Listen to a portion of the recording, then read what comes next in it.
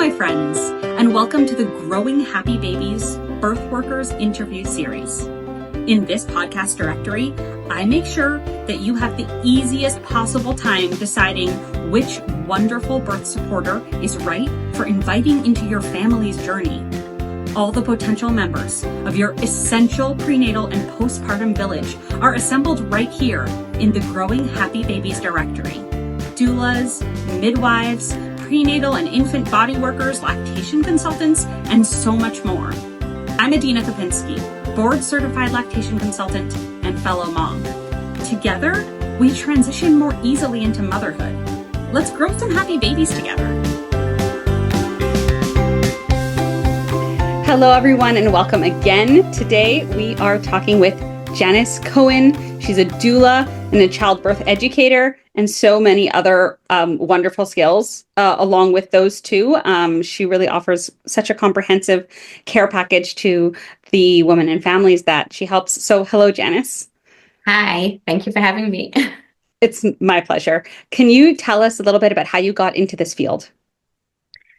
Sure. I think my first exposure to birth, was at the birth of my eldest daughter, almost 23 years ago. And I was young, I was 22 when she was born. And, I did birth prep, but I don't think I really knew what to expect. And it was just like an eye-opener. I found the whole process fascinating. And I remember every time I saw a woman or a couple with a baby, somebody who I knew had just had a baby. Every time I saw them after I had given birth, I was like, oh my gosh, that woman gave birth.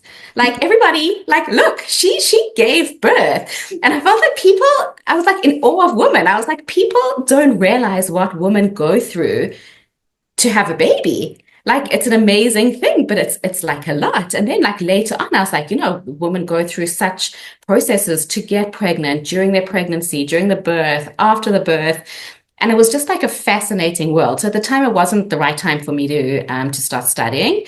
But as the years went by, I started to look into it a little bit more. And I have a friend who was a doula before me. And I spent a lot of time talking to her. She was kind of like my mentor. And she also gave me the little push that I needed. And then I eventually signed up for a course. I remember I was just on Facebook one day and an ad popped up, as they do. And it was for a doula course. And I was like, oh my gosh, I think I just have to do it. And I phoned and I signed up and that was it. We all need those friends that give us pushes. I also got to be a lactation consultant from a friend of mine who's a doctor. She was like, you have to. Amazing. Yeah. So thank God for the friends that push us. Mamash, really. Yeah. Can you expand a little bit on your own specializations or expertise within your work as a doula? So I studied and I became a doula and a childbirth educator. So that's kind of what I started with. And then as the years went by, I suppose in any field that you love and that interests you, you just want to keep on studying. So I went on and I studied birth processing, lactation consulting, reflexology. I also became a certified postpartum doula. It was like during COVID and I was looking for something else to study. So I studied a bit of Ayurvedic postpartum doula, and then I did another postpartum doula course. So I kind of have this, toolbox, this bag full of things, and I try and use whatever I think is right for the couples, for the women that I'm working with. I do work with a lot of New a lot of English speakers. Not only, I've been in Israel for a long time, so I can work in Hebrew as well, but it just happens to be that's kind of a niche. A lot of English speakers, a lot of New a lot of women that it's not necessarily their first baby, but it's their first baby in Israel. And I really love helping them kind of learn about the Israeli birth system, navigate the system, because I think a lot of women come to Israel having had a baby in another country and they're very nervous because they don't know what to expect. It's very different. But I think once they learn about their options, learn how things work, learn what's available, different is sometimes good. So I love, so that's also something that I really feel passionate about. I think it, stems from Aliyah. I went through that as a teenager. I didn't have to go through it as an adult, but learning Hebrew, a new country, and giving birth in a new country, it's kind of like two things that I feel passionate about. So I enjoy doing that as well. Yeah, it's really a big fear, I think, for most Olim when they come to Yeah, Israel, is that the model of care is so different here. You don't know your doctor, you don't know your midwife, you don't know who you're going to get. exactly. It's really anxiety inducing. Yeah, yeah. And I think that's where doulas come in, like so crucially, that there is someone in the room that you know and they know you and there's trust. Right, right. So, and that I think exactly that's what we do. We there to how I see it as a doula. I'm there to support the woman or the couple that I'm working with, and I don't come with any, birth plan. I'm there to support the woman with whatever type of birth she chooses to have. So that's like very important for me that women know that, because sometimes when we'll say, how do you feel about epidurals, or how do you feel about this, or how do you feel about that? I'm like, I feel good about everything as long as it's good for you. Whatever is right for you and whatever is right for this birth, I'm there to support you through that process. So that's a big one. It's the support. Yeah, absolutely. Coming into to supporting new families without any preconceived, notions about what is right or what is wrong, is so important. And I think it's really important for families to look for, and anyone who supports them through their pregnancy or their early parenting, like lactation or anything like that, is that they aren't trying to force you into their box. They're meeting you in the box that's yours. Exactly. I Yeah. agree. Can you tell us a story about a birth you've been to that might be inspirational, interesting, educational for all the people listening? So I have an interesting story. This was quite a few years ago. A friend of mine, she introduced me to somebody that she knew that she had just made Aliyah, and she was pregnant, and she was looking for a doula. It wasn't her first baby, but it was her first Israel baby. And she connected us, and we worked together. And I was at her birth, I was at her doula, and it was great. And because we live in the same area, we live like she lives down the street from me, and we mix in similar circles. Um, we connected and we stayed friends, very good friends. And years later, her baby is now about 10.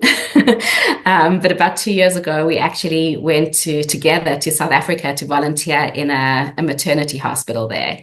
And it was like such a special experience, because she was somebody that I'd met through birth, her own birth. We stayed in touch, throughout all these years. And then birth kind of brought us together in this volunteering opportunity, which was very special. So that was just like a fun story. But there's so many birth stories that it's like difficult for me even to think of one off the top of my head. But those like special things, even though it's not necessarily related to her birth, it still talks about birth, and it's something that like kind of brings us together. Mhm. Brings us together. Yeah, was she a doula also? No, No. she's not a doula. She loves newborns. Mhm. She's not in the field, but she was like, okay, we'll go. You can go be with the moms. I'll be with the babies, and we'll figure it out. And it was very interesting because we both were with the babies and we were both with the moms, and we loved it. But she actually found being with the moms, it opened like this whole new door, and she loved it. She loved being a doula there. So it was very interesting. So it was fun to experience that with her. Yeah, wow, how nice. The Yeah. the the client relationships that turn into friend relationships are very rich. Yeah. I think all of our clients, every woman that I work with has like such a special place in my heart. Like they'll always be part of me. Mhm. But there's just certain situations when she's like my neighbor it just stays. Yeah. But yeah, I have a very special connection to all of them. I really do feel like that. And I think a lot of the birth stories that I think about are the ones where the women were flexible with their birth plans. Mm. Um, and that's something like, that I would maybe give as a piece of advice to women is to be flexible with your birth plan or your birth preferences. I don't really like to use the words birth plan, because I think birth is something that's very difficult to plan. I think we should we should learn about it. We should know what our options are. We should understand what's available to us, and have obviously work towards the type of birth that we're hoping for. But I think going into the process open-minded is super important, because we don't know how our labor is going to start. We don't know how it's going to feel. We don't know what's going to be good for us. And every birth can be different. And there's so many births that I've been at that they've thought, okay, I think this is what I want. And then we've gone into the birth and suddenly they're like, hold on. Yeah, maybe we can actually try this, or maybe we should do that.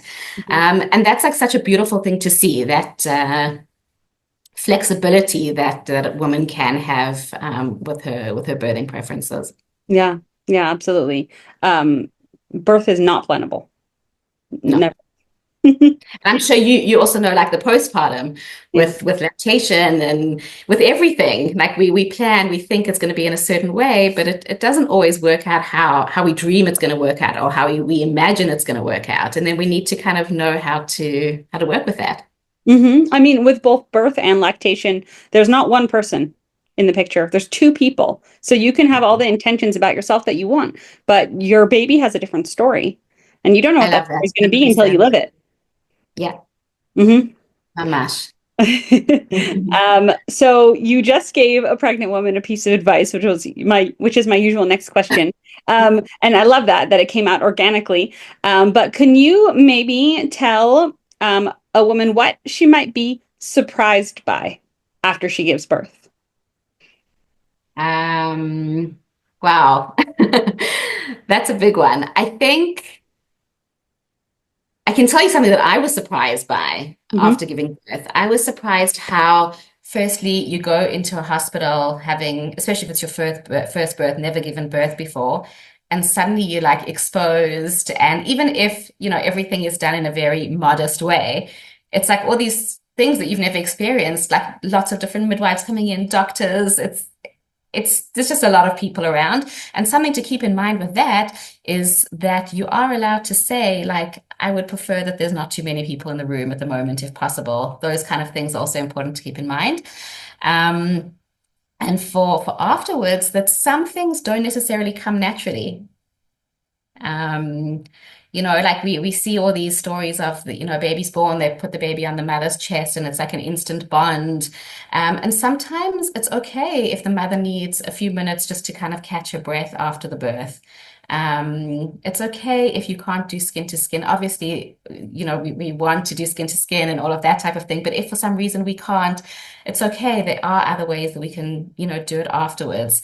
Sometimes with breastfeeding, also we think of it this whole natural thing, like, okay, I'm going to breastfeed my baby. I remember with my eldest, the lactation consultant came into I think it was even like a bat shirut. She came in and she brought me the baby and she said, would you like to nurse? I said, am I supposed to nurse her? She's like, I think so. I'm like, okay.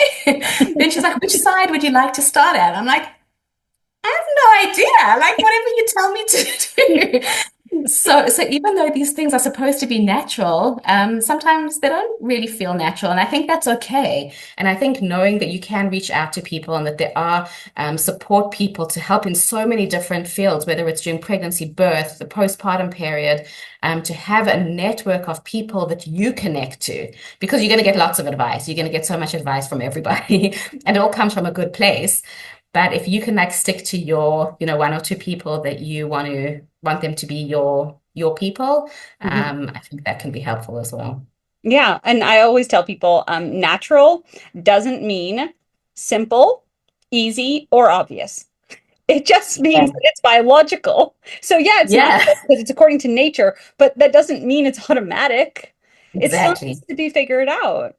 Right. And that process is different for every person. And I love that you mentioned the skin to skin aspect, because something that I stress in my online prenatal breastfeeding class is that skin to skin is not one moment in time. You didn't miss it. Like if you didn't put your baby on your chest, because of medical or personal reasons or complications or whatever it was, you just do it when you can. And you do it often. And it will still work its magic on bonding and lactation and nervous system regulation and attachment and all those good things. Anytime. Exactly. I totally agree. Mm-hmm. And those are important things to know, because I think sometimes we have so much information from social media, wherever it is, especially if you're a first-time mom, and we expect things to go in a certain way. And then when it may feel a little bit different or may be a little bit different, we have to know that that's also okay. Right. Right. Everyone has their own story. Right. Exactly. Right. Everyone has their own story. Mm-hmm. Thank you, Janice, for being here today. Thank you, Janice. Thank you for having me.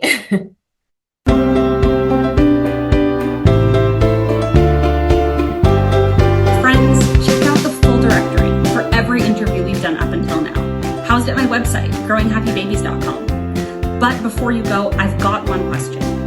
Are you the kind of person who learns better by listening or by doing? In my 2-part online prenatal breastfeeding class, the Pocket Prenatal, I blend the basics of breastfeeding with practical hands-on skills. Choose to watch the videos on your computer or phone, read through the transcripts, or pop in an earbud, take a walk, and listen to the audio-only podcast version. After you've dived into the what's and whys of breastfeeding, join part 2, our live hands-on class, where we roll up our sleeves and practice the how of breastfeeding. Experience hand expression, learn how to size yourself for better pumping, practice bottle feeding techniques that improve your baby's sucking skills, and use easy bodywork exercises to help your baby's comfort, sleep, and digestion. You're going to walk out of this class with an essential toolkit for navigating early motherhood. This is the class every baby needs their mother to take. Go to thepocketprenatal.com and use your listener code, growinghappybabies, for a special 10% discount. See you there.